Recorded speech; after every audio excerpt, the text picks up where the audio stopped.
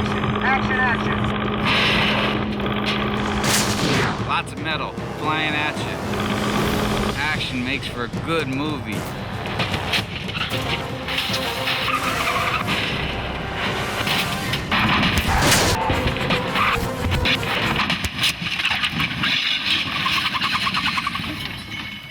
It was incredible. It was one of the greatest car things I've ever seen, where, you know, lines up way back there in a 1979 El Camino and goes 75 miles an hour straight into it.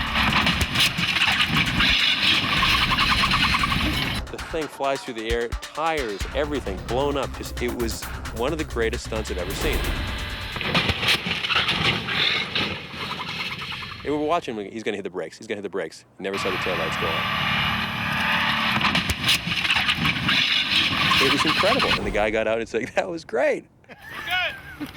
It's been an amazing experience for us to really get out there and wreck some cars. It's loud, it looks violent. We do this all of the time. It's what we do. We're gonna flip some cars, man. The lightning's trying to stop us, but we gotta do it, you know?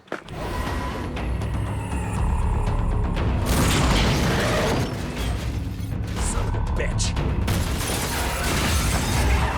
Ready, and action. Action.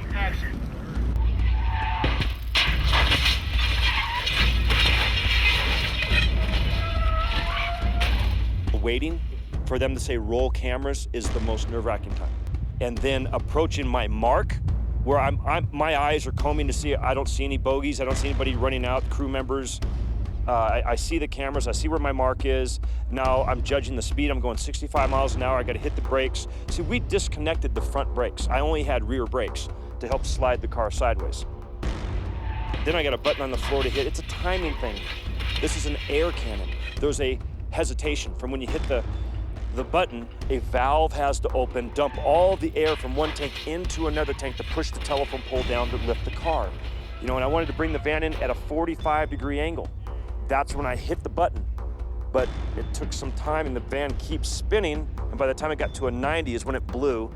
For me, I didn't want that. I wanted it to go to 45, but Kurt Bryant said to me, Corey, I don't care how many rolls, I want the car to end up on the asphalt, on the road. If it goes off, we can't use it.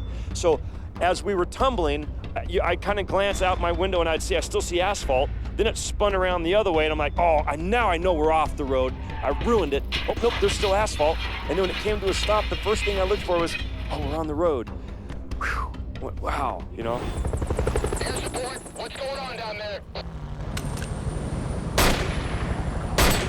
Now shooting guns and throwing them in a bag, picking up another one, and there's helicopters flying beside me, and then another helicopter, and the cars passing, you know, and I was doing all the driving with the camera in the front.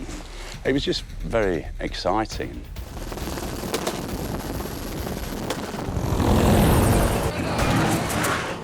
I'm a fan of anything that, you know, genuinely gives me that suspense and that adrenaline rush when I'm watching it. There are a lot of moments that one shouldn't miss because they're very powerful.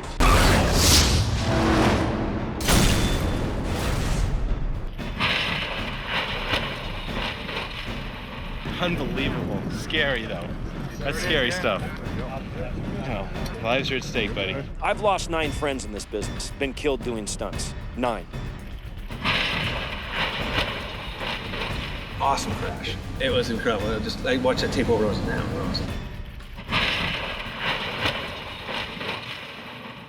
Yeah, people get killed on the highways and stuff, but you don't want to get killed going to work. So that is in the back of your head.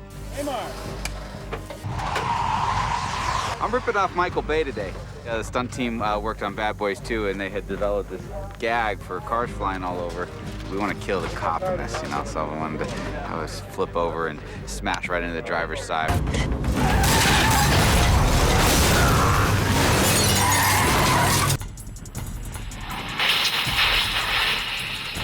The biggest deal on me is I kind of hit a little heavy on the nose. Because when I came in and I asked it around, I wanted to hit it hard, and I just asked, if I'd asked it a half a car length earlier, I'd have probably got a little bit more sideways, because we didn't achieve the damage on the driver's door that I would like to give them. But one thing about movie magic is that we hit it, there was a big enough crash, we can come in here and beat this with a sledgehammer, you know, and it hid the hit, so we don't know what damage is done.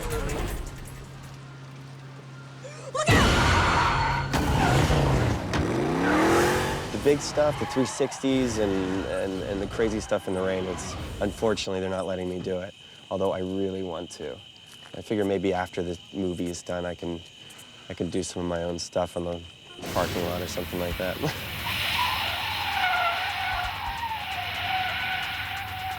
We did the stunt and we did the 360, and they didn't want to put me in it. I can't recall ever having talent in the car doing a 360. She thought we were just going to do a high-speed drive-by, because we already did the 360 several times, and they had the coverage of it. And I said, oh yeah, we're just doing a drive-by.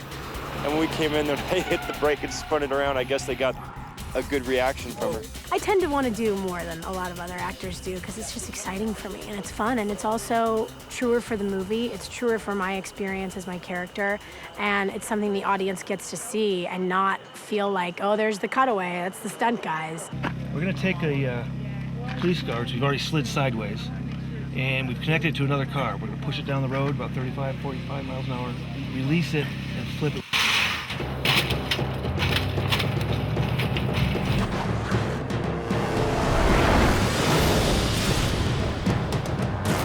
I mean, there's an exhilaration in the 2 seconds that the stunt actually takes place. And it's just the 7 hours leading up to it that's just like, oh. Those 2 seconds are pretty great, and you gotta make sure all the safety stuff, because we almost hit some crew members the other day. When you start falling into the comfort zone, I don't care what you're doing, two things happen. You make a mistake and you get hurt.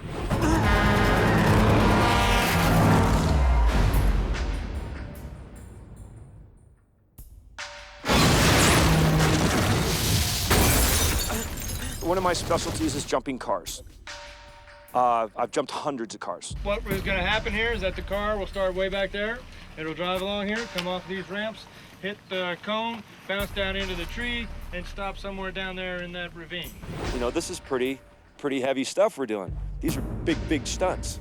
It's going to launch at 30 miles an hour. I have a camera right next to it to get the undercarriage of the car as it's leaving frame.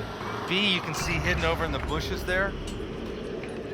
And he's going to be getting a side profile. And where that fella's standing down there where the cone is pretty much where we're thinking the car is going to impact. So I have a camera and a crash housing hidden behind those trees there. The last lens is going to be in the car itself, mounted right next to the driver's right side. We have 7 cameras total set up right now.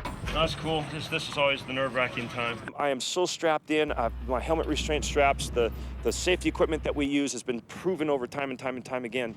Yes, sometimes things go wrong.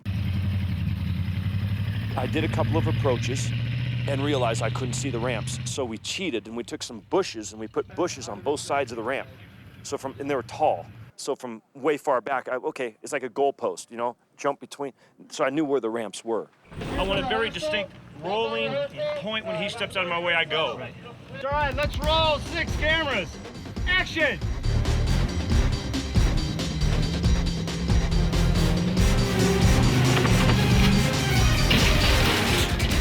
That was the first time I've ever jumped a car where I did not see my landing, my target.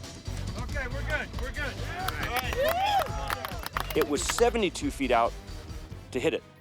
If I had a surface level and I needed to go 72 feet, I know exactly how high to put the ramp and what speed to hit. But if you drop it down 15 feet, I don't have any idea, not a clue, and I can't see it. And so I had to just guess. I fell short on that. I fell short about 10 feet. You never sit in your trailer. You just want to hang out with everybody and talk, and we're going to watch a van get blown to smithereens in 10 minutes. Why would I go to my trailer? Stunts is just sort of one of those things like anything complicated. To do it right takes forever, and you just have to have forever.